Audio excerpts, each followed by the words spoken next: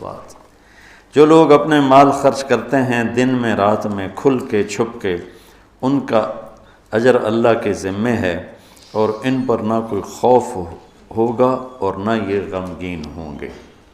یہ بہت بڑی بشارت ہے سخی لوگوں کے لیے، مال خرچ کرنے والوں کے لیے۔ انسان کی دو کیفیتیں ہیں،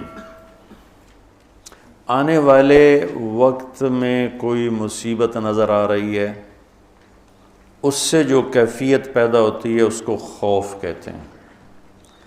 گزری ہوئی مصیبتیں اور مشکلیں اور پریشانیوں پر جب کوئی خیال آتا ہے اور ایک کیفیت بنتی ہے، اسے حزن کہتے ہیں، غم کہتے ہیں۔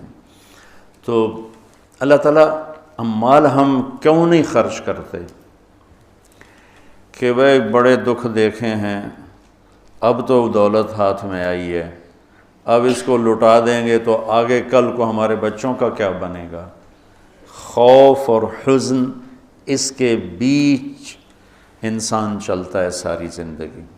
تو مال خرچ کرنے میں جو رکاوٹ ہے وہ ہے اس کا خوف اور اس کا غم۔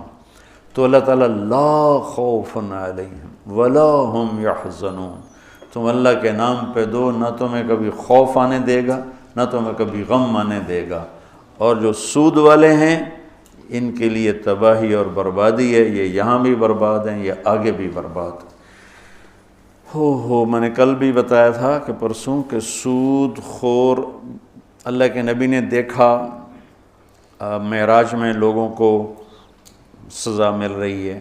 سود خوروں کی سزا سب سے عجیب تھی کہ ان کے پیٹ گنبد کی طرح اور سانپ اندر گھسے ہوئے تھے، ان کو اندر سے کاٹ رہے تھے، جو دکھ اور درد میں سب سے خوفناک چیز بن جاتی ہے، اندر سے ان کو سانپ وار کر رہے تھے۔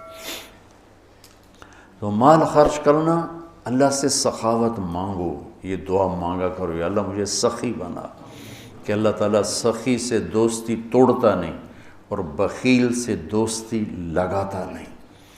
اور اسلام کا جو موضوع ہے وہ حرص و ہوس نہیں، ایثار، سخاوت، خدمت خلق اور قربانی ہے۔ ابو قتادہ رضی اللہ تعالیٰ عنہ نے لینا تھا قرضہ کسی سے،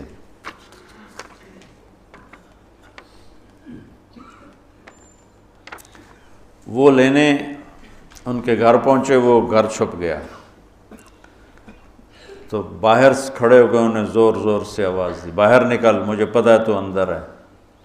وہ نکل نہیں رہے تھے کہ مانگے گا، میرے پاس ہے نہیں۔ جب انہوں نے بہت اصرار کیا تو باہر آ گیا، تو آپ نے فرمایا کیوں چھپ رہا ہے مجھ سے؟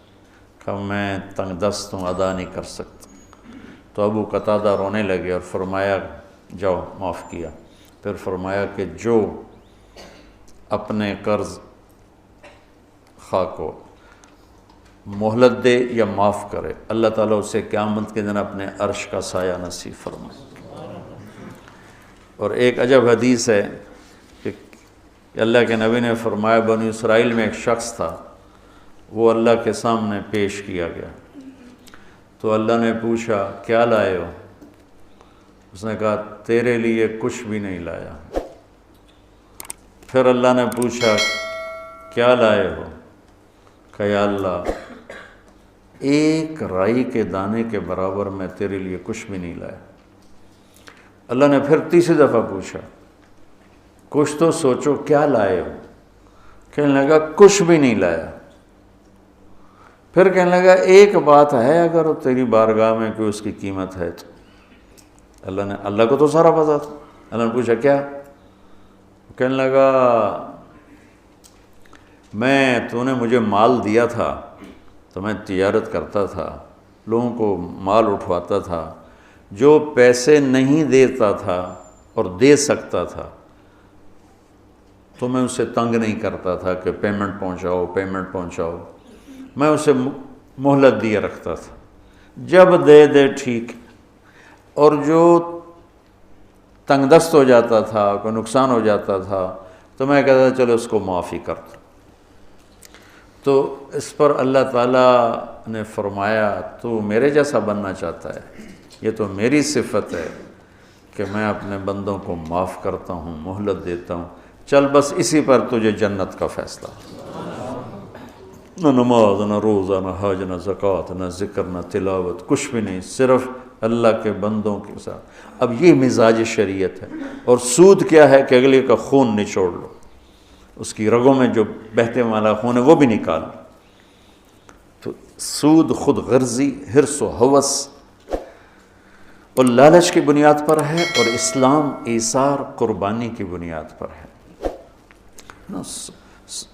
مدینہ کے نبوی دور کی کیا زندگی، ایک صحابی نے بکرے کو ذبح کیا، اس کی سری ایک گھر بھیجی، اس نے کہا ہمارا تو آج کی روٹی ہے، اس کو دے دو، وہ اس کے گھر چلی گئی۔ انہوں نے کہا ہمارے گھر آج کا کھانا ہے، اگلے کو دے دو، وہ اگلے گھر چلی گئی۔ انہوں نے کہا ہمارے پاس آج کا کھانا ہے، اگلے کو دے دو۔ 7 گھروں میں سری چکر کاٹ کے پھر پہلے گھر میں آ کے اگلے کو دے دو، اگلے کو دے دو، اگلے کو دے دو، اگلے کو دے دو۔ یہ اسلام کا ذوق ہے اور مزاج ہے، سخاوت، لوگوں کی خدمت، لوگوں کے کام آنا۔ ایک شخص نے کہا یا رسول اللہ ارید ان اکون خیر الناس، میں چاہتا ہوں سب سے بہترین فیصلہ بعد میں شمار کیا جاؤں۔ تو آپ نے کہا کن نافعا للناس تکن خیر الناس، لوگوں کو نفع پہنچایا کر تو سب سے اعلیٰ درجے کا، سب سے بہترین انسان بن جائے گا۔ تو اللہ تعالیٰ امت کو ہمت دے، ہمارے تاجر اور ہمارے ذمہ دار یہ سود سے بچیں، اور جو ہمارے عوام الناس میں مالدار لوگ سود پہ پیسہ دے رہے ہیں اس سے بچیں، تو ان کی آخرت بھی بن جائے گی، ان کی دنیا بھی بن جائے گی۔ اللہ تعالیٰ نے کفر کے خلاف اعلان جنگ نہیں کیا، اللہ نے سود کے خلاف اعلان جنگ کیا۔